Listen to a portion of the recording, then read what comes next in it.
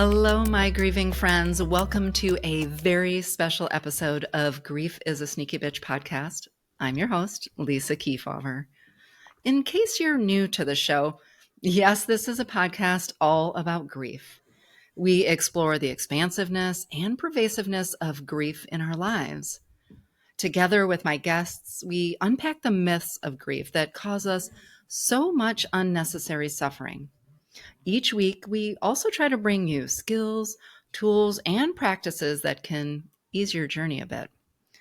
Okay, but about today's episode, did you notice just then I said it was a special episode? That's because instead of sharing a conversation I had with someone else, I'm taking the time to be in conversation with you. Yes, you. It might actually be you. I recently put out a call in my not so regular newsletter and on social media at Lisa Keefauver MSW, inviting you to record your burning grief questions. And today I'm going to answer some of them live on the air. How? Well, that's where my very special co-host comes in.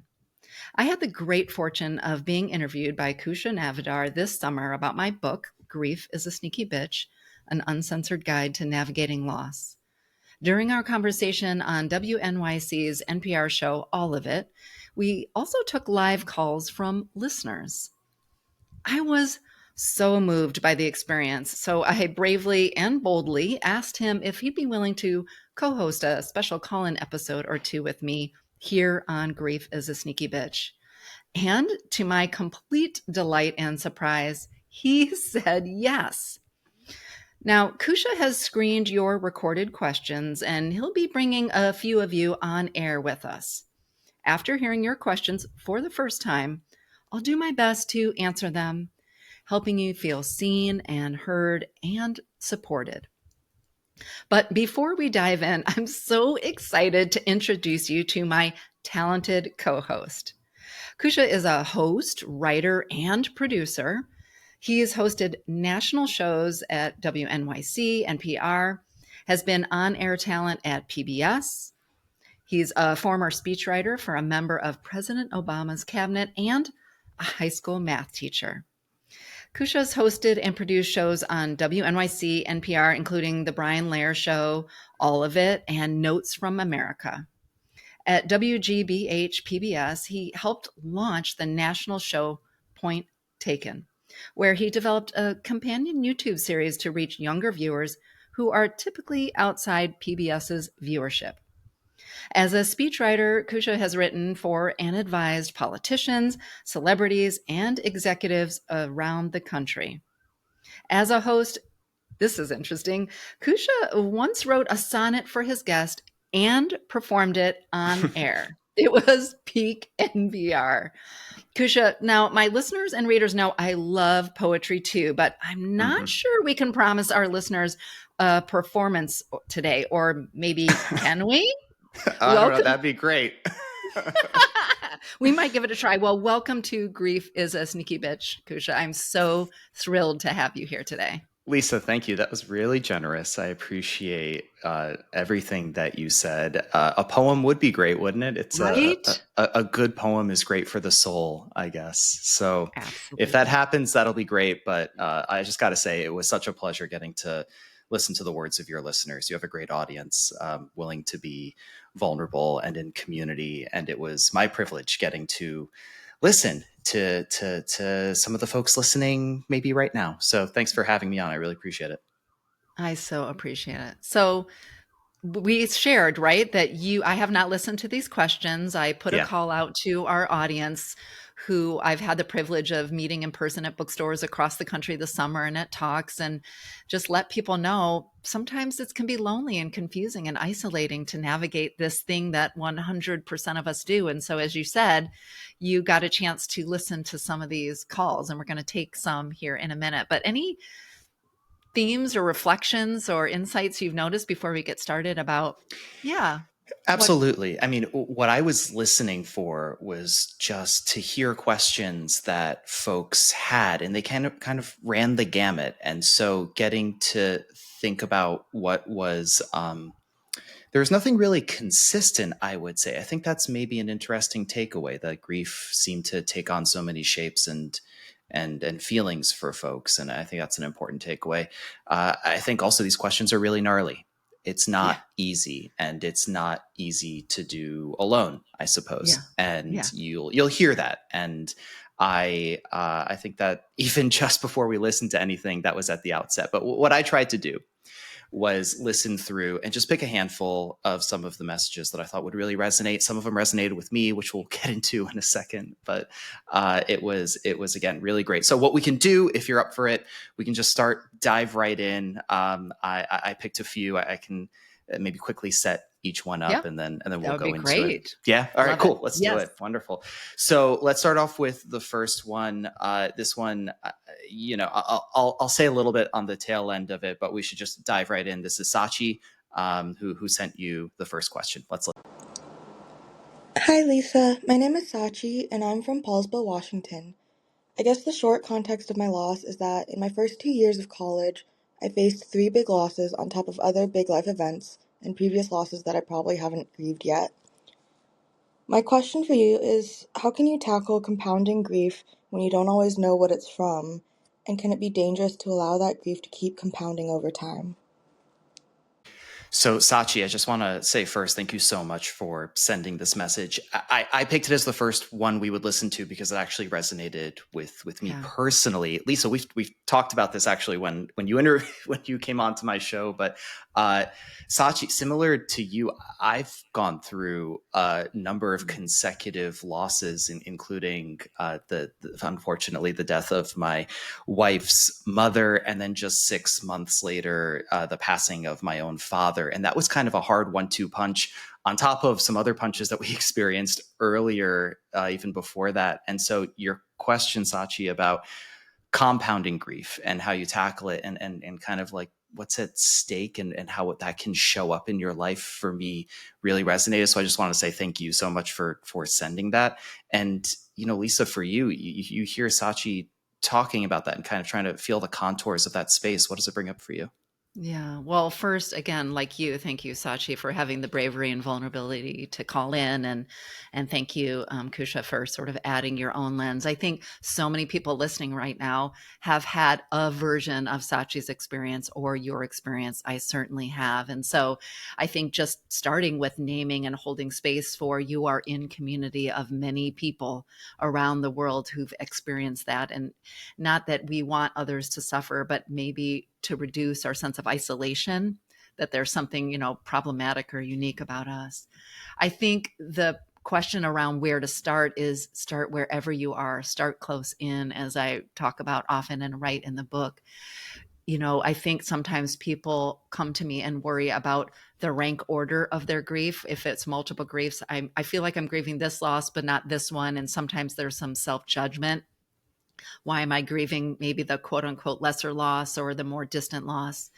And I think starting with where you are, what is coming up for you might be, you might think it's actually attached to one loss, but it might be, as Sachi alluded to with a lot of insight, that it might be older losses that really haven't grabbed our attention yet. Maybe we haven't given ourselves permission, or frankly, in the cases of compounding loss, we just simply haven't had the time. As you called it, a 1-2 punch means we're barely standing up before that next one comes.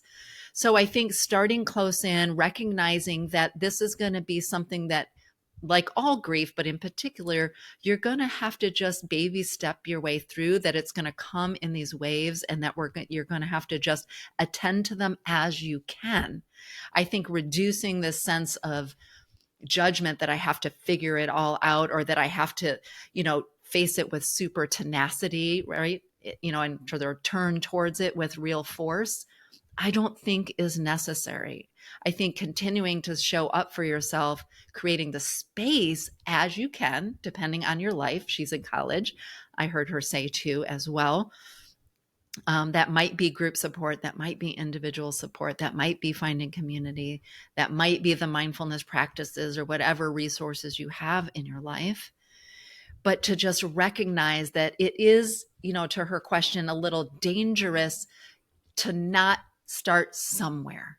It doesn't mean we have to sort of, move through and metabolize the grief for each of these losses, but we just need to give ourselves permission to start somewhere, right? Right. Yeah. I'm going to pause there because you look like you had a question or reflection. Yeah. Yeah, one part of it that really stood out to me was this idea of compounding loss and what the danger is, I guess, as you said. I Yeah. mean, Sachi here is sharing three big losses that Yeah. they've gone through. How does grief change from loss to loss? Like compounding, what does that look like? What does that Yeah. feel like? Well, it can look like a lot of things. Any major loss, any major grief event is going to impact our emotional, physical, cognitive, relational, spiritual well being, right? So that might look like excessive sleep or not a lot of sleep. It might look like a lot of brain fog. It might look like kind of wild kind of edges of emotions from anger and anxiety to sadness and sorrow. It might look like friction or fracture in relationships because maybe, especially as a college student, you're maybe in community with people who haven't experienced the kinds of losses that you have. So Yeah. that's just with one loss. But Kousha, to your point and to Sachi's point about the danger, when we are barely kind of stabilizing, or maybe we haven't even recognized that we have this emotional tumult, that our nervous system is sort of enraged and out of control, that our brain is foggy. So maybe we're not already not attending to those things, making sure we're getting good sleep, taking care of our brain health, our body health.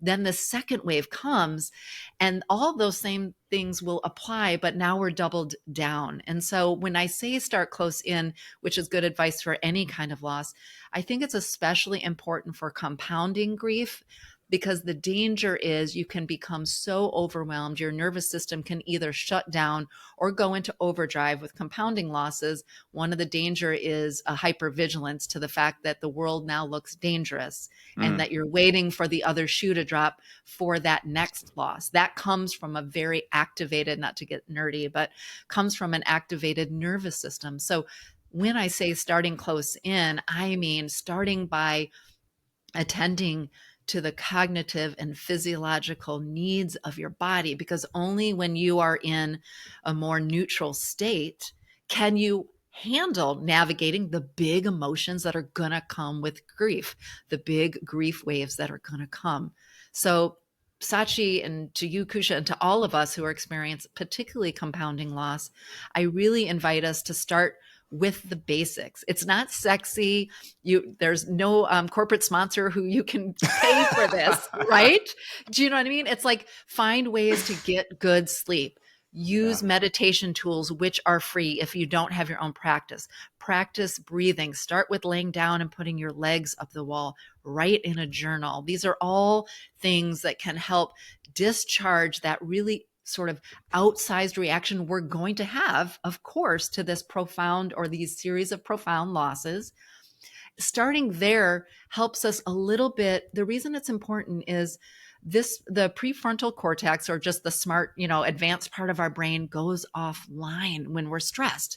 And for Sachi, having loss after loss after loss, it is no wonder that maybe their, cognitive well-being, their ability to reason and remember and recall and process and make good decisions is probably not working at its optimum, which means it's hard to know where to start to move forward with your grief, which is why starting with reducing your stress for those things that I just mentioned are the critical first step for all of us, but especially for a compounding griever. And I want to just name, I don't take that lightly either. That can be hard when you're feeling overwhelmed, right? Where to start?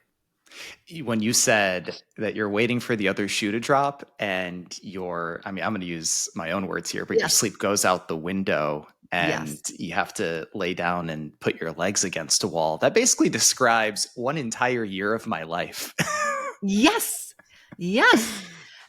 Absolutely. And that, that's a really important point. Is I would say to Sachi, anybody who's experienced one profound loss, forget 3 in a row, to make sure that you are not telling an inner narration story that I need to hurry up and move on with this. If I just keep busy, I'm going to feel better.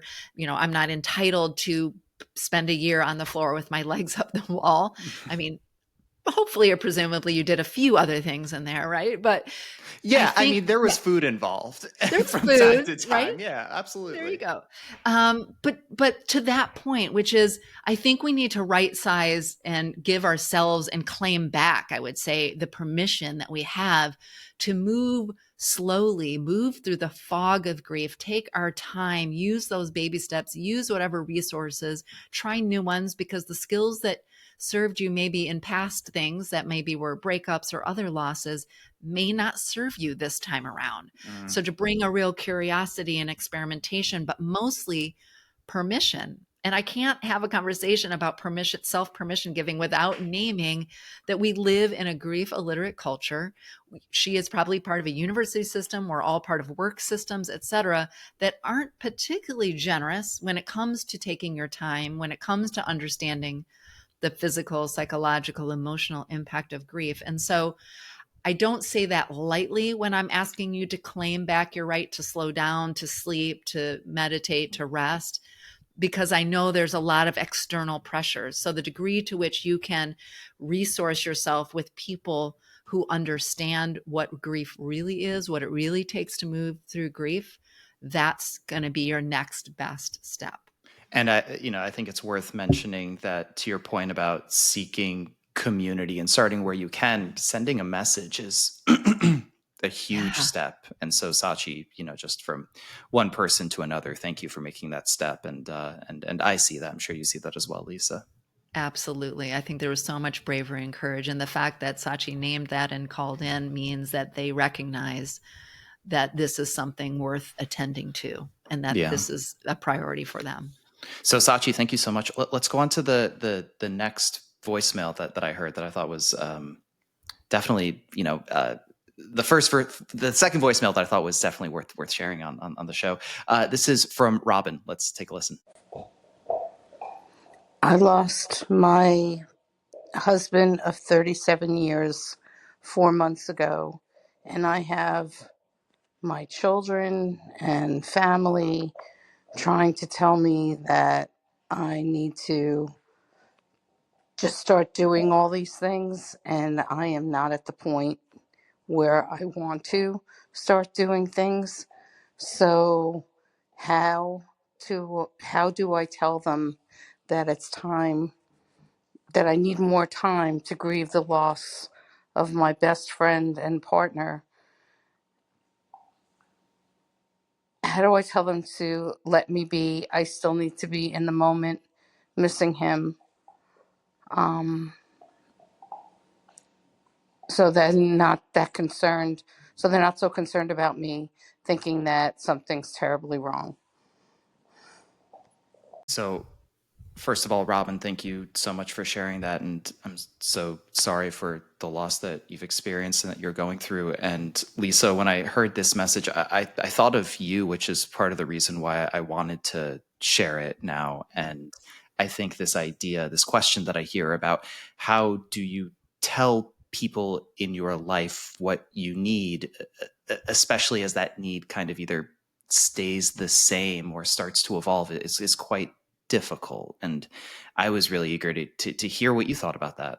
Yeah. Thank you so much. And thank you, Robin, for having the courage to call. And I truly, truly am holding you in my heart and your husband in my heart. I think this is one of the most common challenges grievers face. I definitely faced this myself and really everyone that I've served. And I can imagine other listeners are nodding their head as well.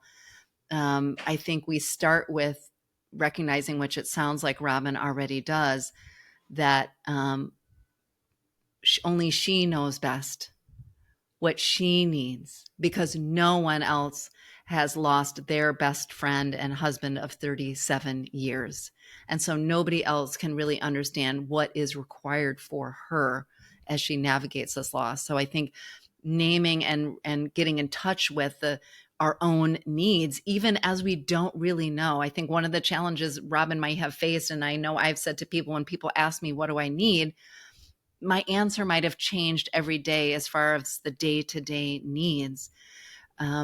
But what happens to us is the people in our lives do not like to see us suffer, even though what she's, calling, maybe they think she's maybe stuck or she's not doing the things they want her to be doing. They see that as a sign of being stuck. I think it's incredibly important to recognize that is just part of navigating a world when the manuscript of your life has been torn to shreds and you have no rules on how to operate again. It is unfortunate that I have to offer this advice in that it is generally up to the griever to communicate to the people in their lives about what's best for them and what they need. It would be nice if we had a grief literate community that could surround us and allow us the patience and the grace to feel broken and to be lost and to just keep us company while we're on that part of the path. And so to Robin, I mean, a couple of things, of course, come to mind, which is send them to my podcast so that they can listen to the truth that grief is messy and it takes a long time, right? And that it's going to look different for everyone, and that not re-engaging in the world as you were, that there is no going back. Robin is not going to be the Robin that they knew before that loss, right? So yeah, I want to pause there, but I think that's an important thing to name, right? This idea of being stuck, I find quite interesting, and I don't know the answer to it. It's something that I think about as well. Is it possible to be stuck?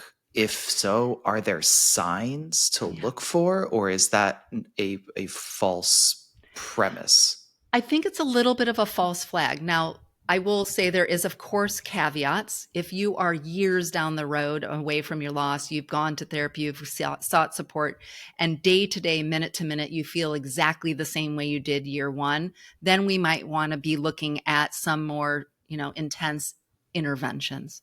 But 4 months, Robin is likely barely coming out of shock. I imagine if it was like me or so many widows and widowers that I know, when the doorbell rings, they're still thinking their person's going to come through the door. When something good happens or something bad happens, they're still reaching for the phone to pick up and call that person. Yeah. So 4 months is anybody thinking that Robin or anybody at 4 months who's not returned to their old life is stuck is really not a representation about the griever themselves. That's really a representation about our problematic grief story and our grief narrative. So I think that's the answer I would offer you. Yeah. And then when you think about well, one thing that you said that I think is really important is it in a lot of ways is up to the griever to communicate what they need and what they're feeling. And I hear Robin saying, "How do I do that? What are some ways to start when you feel like you've already tried and it's not working?" Yeah. I mean, of course, I don't know Robin's family dynamics, but one of the things that I've done myself, I've guided clients to do before, it could be to call a family meeting, depends again on the dynamics of the family, and start with, I know every single one of you love me and you want me to feel well. Sort of like, that whole compliment sandwich idea. I mean, I hate to say it, but it's true, because I believe, I would hope that anybody showing up in our lives is coming from a good place. And then say, and what I'm learning and recognizing, because I've never been here before, is that I am trying to navigate a world that I have no understanding of, that is so completely different than where I've been. And I need all of you to offer me a lot more grace and patience. Here's what I need from you. And again, this would have to be Robin answering this specifically, but it might be, I need you to, pick up the slack in helping me take care of the logistics of my life that maybe my partner didn't used to be able to do, because right now my brain is not at the top of its game and it's hard for me to figure things out. Or I might need you to, come by and go for walks with me, because I need to move my body, but I'm having a hard time motivating myself, and moving my body usually makes me feel better. Or I need you to take my dog for a while because I can't sleep through the night because the dog is barking, right? And we know sleep is so important. So the truth is, some people aren't going to be able to do it, is what I was going to say, Kousha, because I want to name that. Some people aren't. They're going to say there's something wrong with you. And that's where I think it's hard for grief supporters in somebody's life who's suffering to believe the griever, because it's hard to believe the truth that I just have to sit here and watch them feel broken for a while. Right? That's Yeah. really hard, which is why I said a little cheekily, but not really, send them to my podcast or get my book, send them to all the incredible grief resources, podcasts, books, articles that are out there so that they can start to educate themselves, not on your time, about the very messy, nonlinear, long-standing, shifts, twists, and turns that is navigating a profound loss. Think about the identity story that Robin has cultivated for herself. She has been his wife for 37 years. When we lose someone, we don't just lose them, we lose a part of our own identity. Can you imagine functioning in the world without understanding who you are and the ground beneath you? Right. So I think if she can communicate that with her family, that might help them understand that this isn't a problem. This is just the way grief goes. And the fact that she called into the show means too, she's wanting, of course, every griever who's suffering wants to feel better. We just have to find our way in our own time. You use the term compliment sandwich, and I heard actually within that a few steps that I thought might be helpful here. The first, you said like start with a compliment. Actually, what I heard was level set, like start Yes. from a place of shared values. I know that you love me and I know that you want the best from me.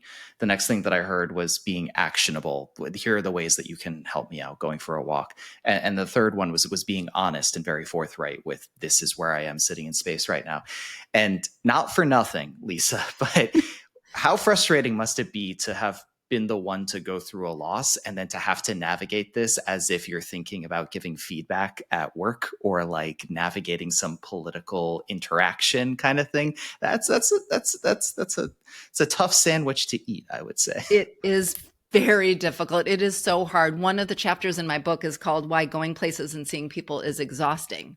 And it's for that very reason, because we have to decide whether or not we're going to tell our story. We have to decide we're going to correct them when they say the inappropriate thing, as another chapter title is called When People Say Stupid Shit, right? Inevitably when someone— That's funny, because I was going to say that's a real shit sandwich, but I don't know if I was allowed to say that or not. But okay, hello, we're on Grief is a Sneaky Bitch podcast. We're allowed to say whatever we want, right? And so I do think that's true. I think it is an unfortunate reality. And I will say to Robin and to anybody who's listening, who's feeling like there are some people in their lives who are pressuring them, who are judging them in that way, is not everybody is the person to have that conversation with, right? So if you know that that person is not capable, because in the past they've showed you that they don't listen, they bulldoze, maybe they've been somebody who's maybe gaslit you in previous exchanges, don't waste your precious energy. But if it's somebody in your life who you know and believe deeply loves you and deeply cares about you, but they're just, maybe they haven't walked this path before. Maybe they just love you so much and their form of love is trying to pick you up off the floor instead of understanding that what you really need is for somebody to come sit down on the floor with you and help you bear the weight for a while. If it's somebody that you have a hunch wants to do better, but just doesn't know how, that's the person to invest their time. So Robin could absolutely invest the time in those people. But we all, I think, I'm not naming names here, but I think we all have people in our lives who we know, no matter how articulately we shared, they're just going to bulldoze right ahead with the way they are going to handle things. And I would say, those are people that you can just not respond to and to not engage with, because I want you to preserve your energy, Robin, for those people who are going to help buoy you and give you more energy instead of the people that are going to drain you. Robin, we hope that's helpful, and thank you so much for spending the energy that you did to hear from Lisa and from this show. So thank you so much for sharing. When we come back, we'll hear from Bethany, who, after experiencing multiple significant losses over the past decade, is wondering what skills and resources she can use to help her move forward with her grief. We also hear from Sabrina, who's anticipating the death of her husband, who recently received a terminal brain cancer diagnosis. She's wondering how she walks that line of being present to his life and this life while he's still alive, while knowing that his death is imminent. You're listening to a special episode of Grief is a Sneaky Bitch podcast. I'm your host, Lisa Keefauver, here today with Kousha Navidar. Friends, I wonder if you're looking for more grief resources beyond this episode, maybe access to practices and tools that will help this journey of grief suck a little bit less, or maybe just more ways to connect with me and my work. If that's the case, I've got just the thing for you. Occasionally, I drop into your inbox with my not so regular newsletter to share a bit of wisdom I think you might want to know about. Other times, it includes news about events I'm hosting or participating in that I think you might like. I also often invite you to write me a personal note answering a question I have about how you're moving through your grief too. So if that sounds like a free resource you'd like to have, I got you covered. Just head to lisakeefauver.com/newsletter to sign up. And if you're liking the conversational tone of this special episode, if you're looking for grief guidance that feels more like your wise best friend talking directly to you, then I'd like to suggest you pick up a copy of my book, Grief is a Sneaky Bitch, An Uncensored Guide to Navigating Loss. You can find it in your local bookstore, on your favorite online booksellers like Amazon, Barnes & Noble, or bookshop.org. It's also in more than 50 plus airport bookstores across the US, and now thanks to the Hachette Publishing Group, you can even pick it up a copy at bookstores across the UK. Oh, and if you like listening to me and perhaps reading feels too hard right now, you can also listen to the audiobook version on Audible, narrated by yours truly. Let's go to Bethany. Hi, Lisa. My name is Bethany, and I'm from Ann Arbor. Over the last 10 years or so, I've experienced quite a number of losses, starting with my brother, my mother-in-law, my father-in-law, my sister-in-law, and then last fall I lost my mom. My question is, what is something that you do or suggest to others for people who've experienced a loss and are struggling to access and release their grief? Thanks for all of your insight and for the work you do for everyone who's experienced a loss in their lives. Oh, Bethany, thank you Bethany, so much for sending that message. And Lisa, yeah, it sounds like you already have an idea of what you'd like to say. well, I was going to just say shout out to Bethany, who's from my hometown, Ann Arbor, go blue. So I've got to give that shout out there. Bethany has experienced so many profound losses, just like Sachi, we were talking about at the beginning of the show. But I think there was something particularly about Bethany's question that I thought was so important, which was, what do I do to move the grief? Right? That language of movement and what we understand about our physiology as humans, and particularly emotions that live in our body, is we think about emotion. Our emotions, our experience need to move through us. And so I think one of the things that I think about when my own practices, but also as I work with other people, is what are we doing to move that? That can mean something very literal. Are we going for walks? Are we moving our body? Are we stretching and releasing? It could be massage or acupuncture, cranial sacral movement. We do know this is not Lisa's fantasy. This is neuroscience here. We do know that our emotions can be held and trapped in our body. So I think one of the most, again, usually some of these are free resources. You could do yoga by video, you can walk for free, or you can, of course, hire a masseuse or an acupuncturist or a craniosacral practitioner, but something that allows you to move your body. Part of that movement helps us, again, regulate our stress, which is what we were talking about with Sachi, right? Is it gets us back into a more neutral state where we're not either, most of us end up kind of on the high end of an activated state, which we might think of as fight or flight. Some of us end up on that low end, which is sometimes referred to as freeze or fawn, where walking or movement can feel really hard. So I want to name for Bethany and for everybody, again, it doesn't mean I'm saying go run a marathon or go hike the Himalayas. It might be on any given day, even walking around your house or your apartment, getting a massage, legs up the wall as a guided meditation practice, right? Or body scan meditation, something that allows you to be in your embodied self and to move and discharge some of the stress that is getting built up over the intense emotions. So that movement is important, but movement can also look like ritual. Mm. So I think one of the things, whether it is a one-time ritual or a daily ritual, I have clients who, speak to their loved ones every day. They have a picture I have somebody who has like a globe that they had their person's ashes turned into. They light a candle, they share a memory, or it could be just on the anniversary or some other time on the person's birthday. But having ritual of figuring out how to be still, carry our person forward, or in Bethany's case, so many So people many. forward, Yeah. so many people forward. I think ritual can be another way that we move, not move away from our person, by the way, but just we move through the physiological and emotional experience of grief. What are the elements of an effective ritual? I think they can look, I think one of the first things I would say is they can look like a lot of things. And I think that's important because so many people feel so much pressure on the first anniversary or on the first Yeah. birthday to come up with the ritual that they're always going to do, or the first holiday that they face without their loved one. And I think we need to release the idea that that ritual has to be look the same and that it's the thing that we're going to do over and over again on each, whether it's daily or each holiday. So I'd say remove that. I think it's about examining what's sacred to you and your relationship with this person, right? And what calls to you.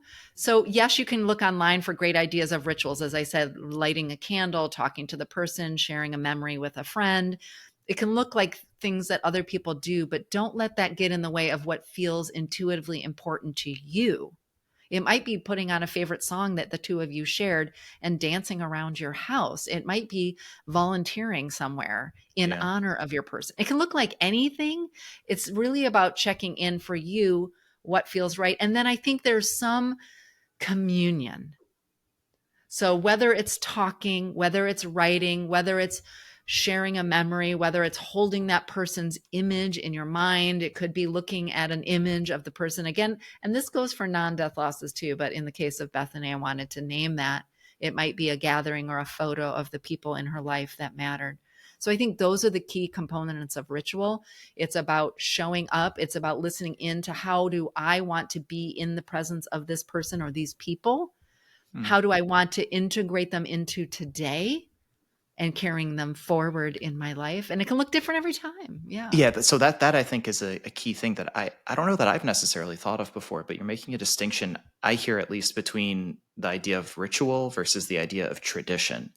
Yeah. And the concept, what I loved hearing you say at the top was your first step up to home plate to take the crack does not define the rest of the grieving Exactly. experience Yeah. for you. And so picking what feels right now, and then choosing how you want to evolve that ritual moving forward is okay. And I think for me that's kind of liberating because the first time we talked, I kind of brought up a question that was similar as Bethany's for you, because I was talking about my own dad. I just felt compelled to share during the interview that I was having a hard time since his passing back in 2023. Oh, that's your dog. His first passing of seeing how to engage with the grief, and your idea of ritual is something that I've carried with me ever since that conversation. Oh, thank you. Yeah, I speak from what I know. I remember the first anniversary and trying to, my daughter was only 7 when my husband passed, and I felt so much pressure. Like, what is the thing we're going to do? This is the thing we're going to do every year on his anniversary. And my daughter, being very young and not liking the sort of adults in her life crying, all she wanted to do was escape to her room and to not be present. And I felt so much pressure, like I was letting her down. I was letting Eric down. Maybe I was letting myself down. And once I got through that and realized it's just going to look different over time, and I gave and continue to give myself permission to let it look different, it's meant that I've been able to be more honest with my grief and to allow it to move through me in ways, because some years I don't want to do a public facing thing. Some years I do want to do a public facing thing. But if I had stuck to this is what we do every year, I wouldn't allow my own grief to metabolize and my needs to change over time. So I would say to Bethany, whether it is movement, whether it is ritual, whether it is ceremony, we don't have to just do it at the funeral, by the way, or memorial. We can gather at a park and share memories, or right, fly a kite in their honor, whatever it is we want to do, but we can do it differently as our relationship with that person changes. I have a very different relationship with Eric 13 years now later than I did the first year after he died. And I think that's in part because I keep giving myself different permissions to allow myself to be with him differently over time as my grief has changed, which our grief will change if we allow ourselves to metabolize and move through it. And Bethany, we really appreciate you sending that message in. We're wishing you all the best. Let's go to our last voicemail. Sabrina, now quick note at the top. Sabrina's message actually cut off partway through, but I found it quite interesting. So we're going to play the part that we were able to get from Sabrina. And so we'll listen to it. It'll fade out towards the end, and then we'll jump in from there. Hello, I am 57 and my husband just turned 60. 20 months ago, he was diagnosed with glioblastoma, an aggressive brain cancer. At the time of diagnosis, our kids are 13 and 15, and we constantly find ourselves living in that delicate space of waking up every day and never knowing what's going to turn out or be what's expected. Because with glioblastoma, you don't know if it's going to be quick or a slow demise or something in between. You know, we try to live a normal existence, but there have been times where my kids have come home and the ambulance is in the driveway. And I find myself navigating, helping myself and my kids and my husband. We live and appreciate those quiet, beautiful moments that are just so full of light and you're full of love, with the really hard moments. Like, even we tried to take a vacation and I broke my ankle and foot on the first day, and my husband had a horrible seizure, and like, things that you think on a typical bucket list don't go right for us, and we've kind of stopped even doing that. My husband never said he had a bucket list. He just has a bucket list of all the things he no longer cares or worries about. So the part of that message that really struck me, one of the many things, was number one, this idea of not a bucket list. But a bucket list? I That's mean, right. I'm going to be using that from now Say on. that TM Sabrina. Yeah. And this other idea of the quiet moments that are full of life and love, and how you navigate that amidst so much uncertainty. It's real tough. Yeah. That's actually what I loved. First of all, please, Sabrina, know that I'm holding you in my heart, and I know a thing or two about loving somebody with brain cancer, and it is a truly harrowing journey. And I wanted to name something that she said, which was being present to the life and the delight and the present joy, while also finding herself in the days of fear and, showing up with the ambulance showing up, which is to give yourself permission to be with both. I think, one of the things about anticipatory grief, which is really what is the place in which she is navigating, right, is how can we give ourselves permission? Because of course we're fearing the inevitable, which is a life without our loved one when it's a terminal diagnosis. And this is where my favorite word comes in. My listeners know, tattooed on my body. And how might we use that as an invitation to be present to the small delights of everyday life? Sitting together over a cup of coffee, the birds in the backyard, the quiet when the kids are at school, right? The kids complaining about the dinner that mom cooked, whatever the normalcy that we crave so much when we have a family member, someone we love, who's navigating a terminal illness, is just as equally important to give ourselves permission to be present to that as we are giving ourselves permission to be present to the anticipatory grief, that knowing that someday this person isn't going to be there. So being with the both and, I think. That is great.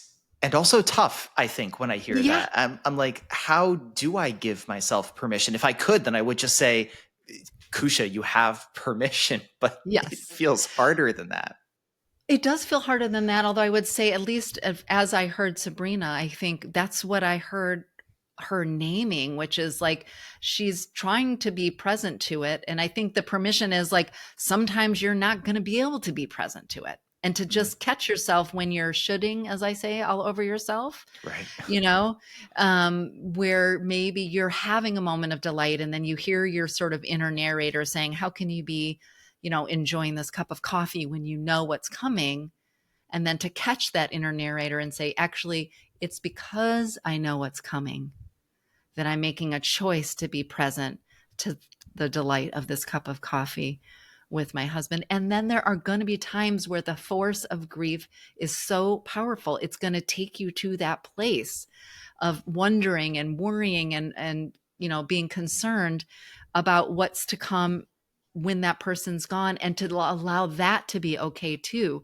Now, remember, anticipatory grief can be really important in that it allows us to get clear about what we value right now, but also knowing that her husband will not be with us and again, to her point, she's unclear of the amount of time, might also be a reminder, knowing that he's going to be gone. What are the questions that I want to ask him?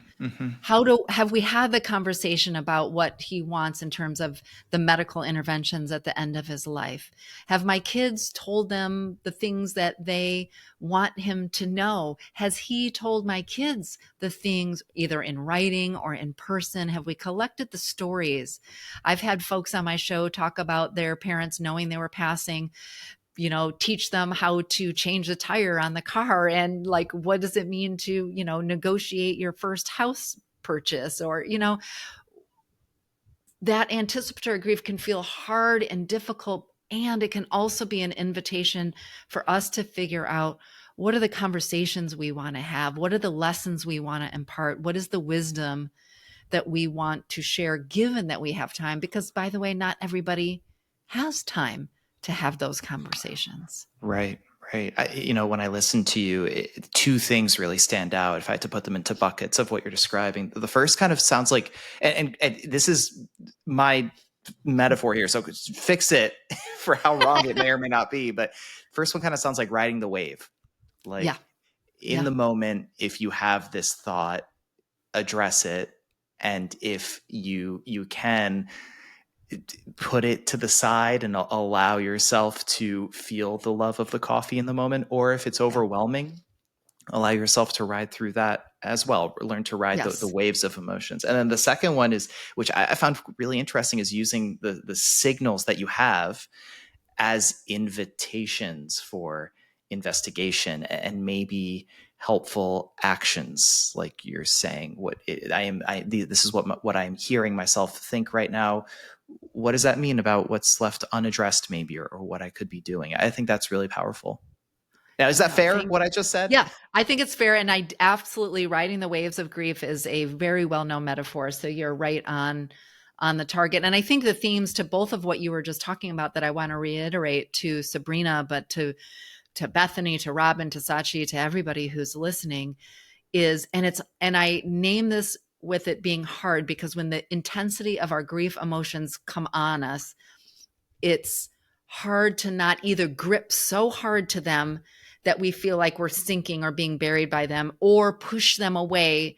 And that can look like numbing behavior. And I think the sort of in between that I'm inviting, this is the riding the wave, is to have a loose grip on what's coming up for you, to bring. That's why my whole book is, in most of the work that I do is written with a really invitational language, is to do your best to get curious about what it feels like in your body to feel these thoughts, feel these feelings, to have these thoughts.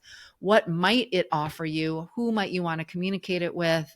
What might it signal to you about what you value and what matters to you? As we had an off-air conversation about this very topic, right? About how different emotions could signal what you value.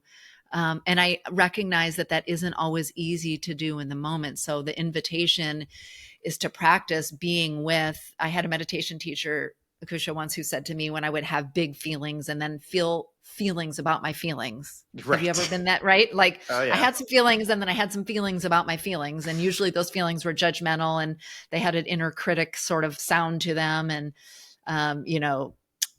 is, of course I do, sweetie. How could it be any other way? Of course I feel this way.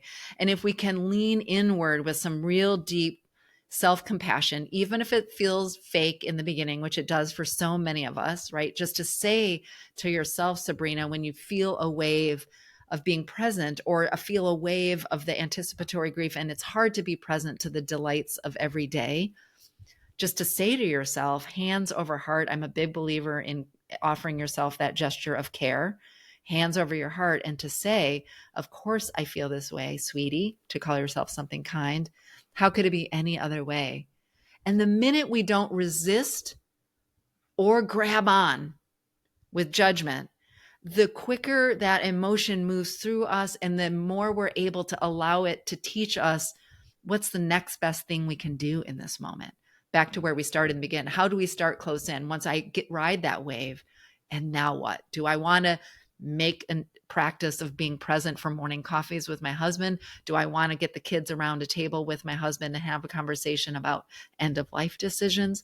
Just giving yourself space to allow that to move through can give you the starting place for what's the next best thing to do, which, by the way, sometimes is doing nothing.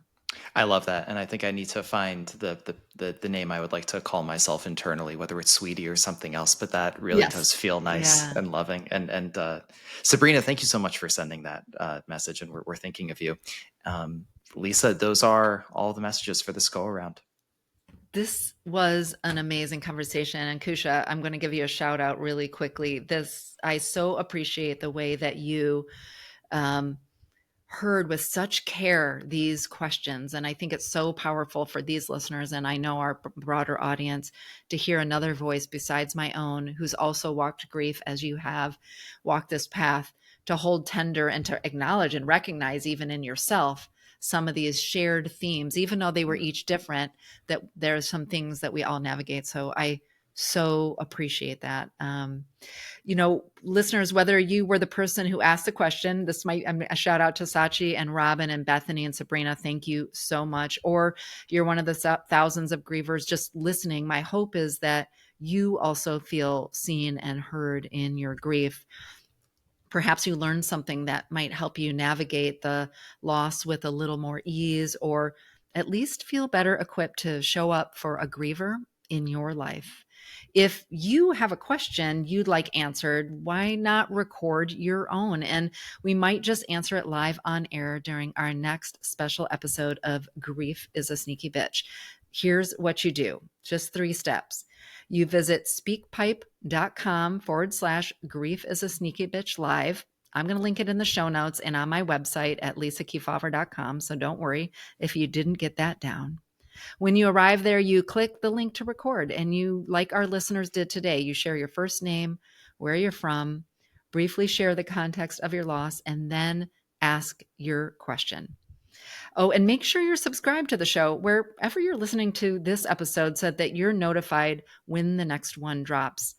And if you loved this conversation, why not leave a 5-star rating and write a review while you're there? Again, Kousha, I'm so grateful for your warmth and wisdom and guidance today. Thank you for agreeing to be a part of today's special episode of Grief is a Sneaky Bitch. Absolutely. I will take wisdom and I won't fight against it. But if that exists, that's great. Thank you. Thanks to everyone who sent the messages. You mentioned the poem that I wrote that one time on air and performed it, Lisa, at the beginning. And no poem today, but listening to these messages and talking about them is maybe its own little form of poetry. Maybe it was still good for the soul. So I hope that listeners felt that. And thanks for letting me be a part of it. Oh, absolutely. I love it. All right. Well, maybe next time I'm going to bring one of my own poems, or maybe Kousha is going to bring a poem for you next time, listeners. But I wanted to just name something as we close this special episode today. I wanted to offer this reminder about your grief journey. that goes to you, Kousha, that goes to our callers today, that goes to everyone that's listening. And that's just the reminder that you've already started on this journey. So that's the good news. So keep your focus close in. Remember that there's no one destination, no right path to get where you're going. There's just simply you kindly and compassionately and patiently rewriting the manuscript of your emerging story, one that includes the memories and the values, the love and the meaning that you're making of what you've lost.